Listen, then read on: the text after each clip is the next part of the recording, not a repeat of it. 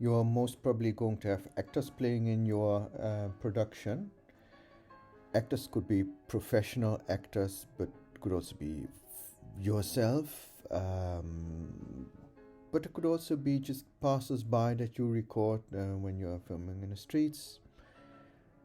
And that's where portrait rights come into play. And the purpose of portrait rights is to prevent your image, including moving images, from being published if you don't want to. Filming in a public space, um, streets for instance, or a square, but not a shopping mall, so not a Hoogkaterijnen in Utrecht for instance. It's those are public spaces. Shopping malls are private spaces and they are commercial spaces. But in public spaces, you can film passers-by unless you single out a certain person, start to follow her or him, them. But if they're just passers-by, you can film them without asking for their permission. However, in the case of commissioned work, so work that you do for a particular client, then it's important to know that your client cannot just copy your image, your work, and distribute it in a different way than you've agreed upon.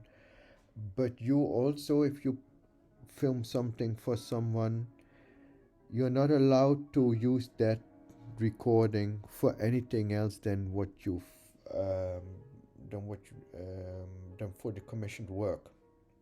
So let's say your client is your university and you're making a recording in a classroom.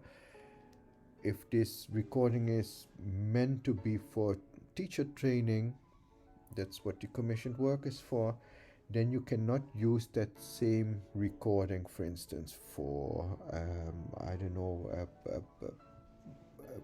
advertising material. But also your client, the university, can also not use your work, this classroom recording, for something else than what you've agreed upon. So, for instance, for this teacher training. A non-commissioned work, that is work that you, where you are your own client, where you decide what you want to film. There persons that are portrayed can request to be excluded from the images. It depends on your location. Is it sometimes it's allowed, sometimes not. That depends very much on if it's somewhere, I don't know, main street, somewhere in a city, or is it in a red light district. As mentioned before, you can film passers-by if you're not singling out of them, but it also depends on who they are. If this is a well-known person that you happen to meet and film them in a particular place that, I don't know, could be in a gray area, so you have to be a bit careful there. An example here is of non-commissioned work here is this photo of a well-known criminal at that time with an entrepreneur. This image was a sort of illustration that there was an entanglement of criminal money and sort of more legal affairs.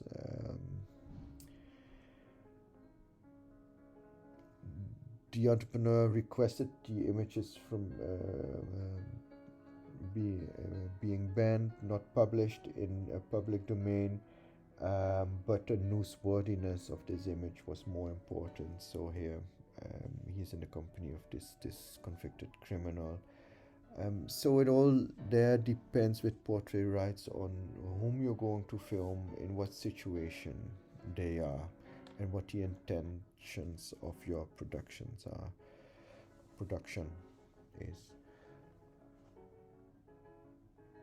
If in just normal circumstances you're working with actors, whether they're professional or just amateur actors, you have to ask for their permission. I will upload a declaration of consent, which is the form where your actors can express their consent in filming and using their image, but only for this production that you're making. So if you want to use their image for a different production, well, then you have to ask um, uh, for the permission again, even if it's the same recording that you're using. And times have changed. We all know that. This is a 1963, I think. Yeah, early 1960s documentary. It was nominated for an Oscar. It's called The Human Dutch, or Alleman in Dutch. I will include a link in the description. Just see for yourself what you think of this. Would this be allowed nowadays? It's in a public space, but it's on the beach where people are undressing. Um, so it just, I mean, even if legislation has changed and opinions have changed, it helps you in um, sort of developing an idea of what is allowed, what is not, when you have to ask for permission. And this ends the part on audiovisual production, and now we have two smaller parts. The first one is on your work process, and then another one, a very small one with exceptions to what we've discussed. Okay, smaller part one, work process. You have to keep privacy into account, and privacy is the control of information of a person, and information that could mean a lot of things. The address of a person, but also social security number, but also something like their appearance or their political preferences or test scores. I don't know, and a lot of things. Um, which means that for your production, you have to always indicate that you are recording. If you're outside on the streets making a recording, just make sure that you're visible with your camera, with a sign. And you know all these photographers with a vest that's saying photographer. So unless you're making secret recordings for some very newsworthy event, of a newsworthy event, then you have to indicate that you're making these recordings, so that anyone who doesn't want to could stay outside of the frame.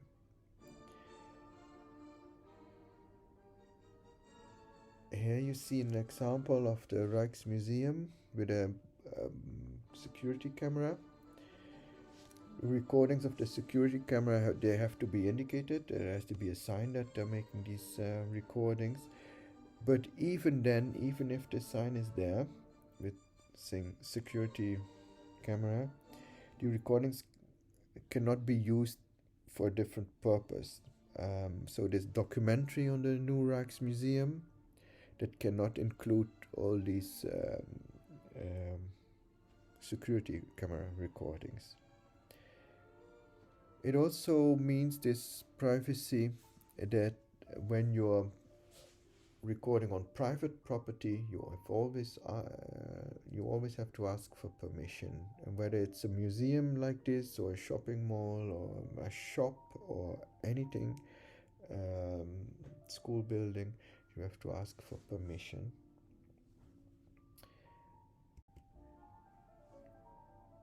that could, I know, sometimes be denied this permission. For instance, it will be near impossible to film at train stations. For some reason, this permission is almost never given, or inside a train, or in a shopping mall. So that's why you have to be extra creative. If you don't get permission to film at the location that you want, um, oh, Katrine, Central Station. So what do you do? For instance, look at a railway museum. They're more inclined to help you when you want to make recordings inside a train or inside a sort of surrogate train station. The same with a shopping mall, Hochkatrain, they won't give you permission, but maybe the very small supermarket or whatever, they will help you. So just an extra reason to be to think creatively.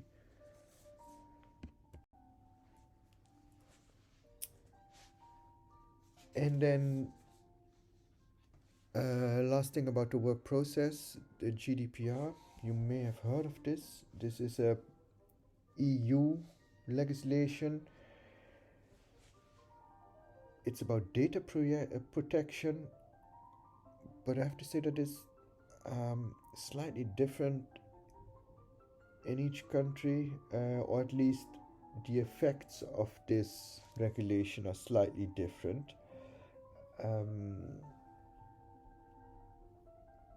You already know that data cannot be used for something else without permission. So, for instance, on a website, if you give permission for personalized advertising, then you still haven't given permission for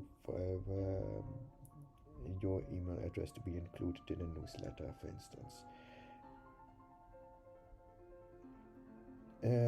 Also, the data that you collect can only be accessible to specially designated persons.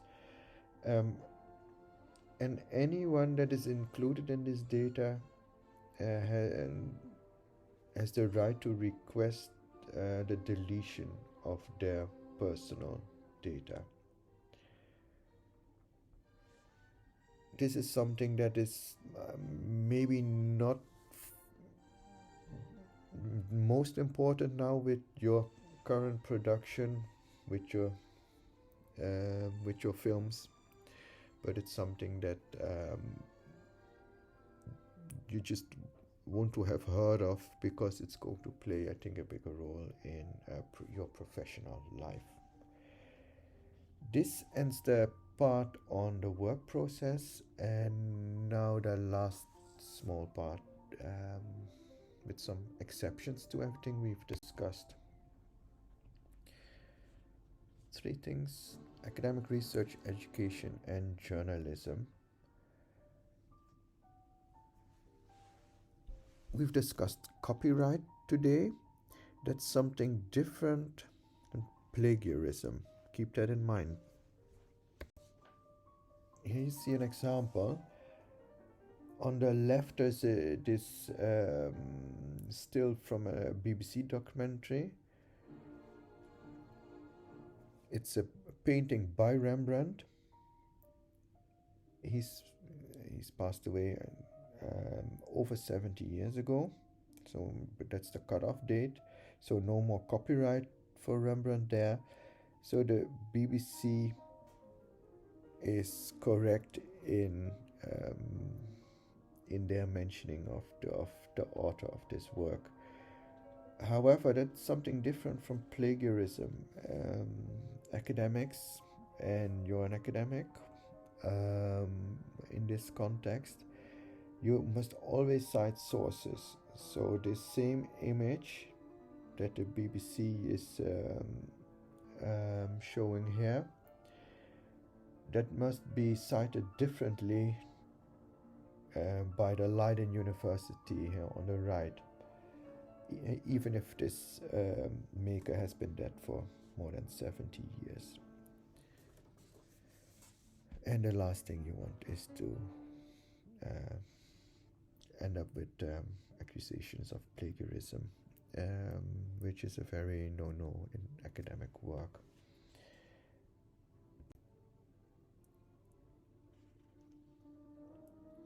Education. Usually the costs involved in using other people's work, um, if even if citing other people could involve costs. Within an educational context, you're free to use material if it's used specifically for a course, for class.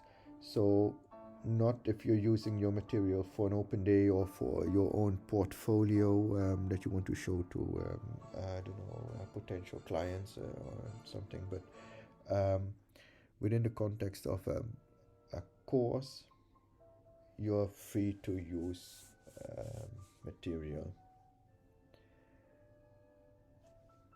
And lastly, journalism, this news gathering that sometimes takes preference over other rights, as we've discussed, for instance, with these hidden cameras making secret recordings of persons. But journalists also have another set of rules, not just these legal rules, but also self-regulation rules. The Bordeaux Code, or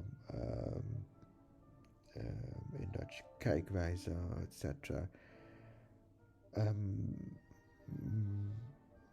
That may also be of importance in your professional life, at least more than it is now, with your production for this course.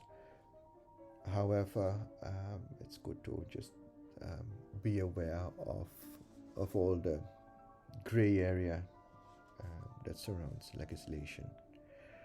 Okay, just a quick conclusion. Everything we've discussed is generally the case. There are always exceptions. The best thing to do is always get permission. Permission to film certain persons, but also permission to film in a certain space. Get permission. I will upload a declaration of consent that you can use and that you can also change to your liking, if you think it's more appropriate to phrase things differently or be more specific or include something else. So in general, get permission. Also, use your material for a specific purpose. You're making recordings, use them for this production only. Don't use it for something else. If possible, you want to include other people's work, use this right to quote. So just a short quote of any material that want to use, you can include. Not too long, just short with a specific purpose.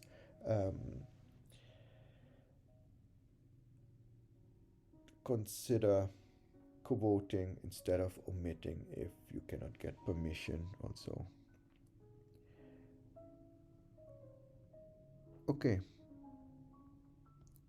Any questions you have about what I've discussed here, but also in how it applies to your work? Any questions are very welcome. Just email me and I will discuss them with you. Okay, I wish you good luck with your production.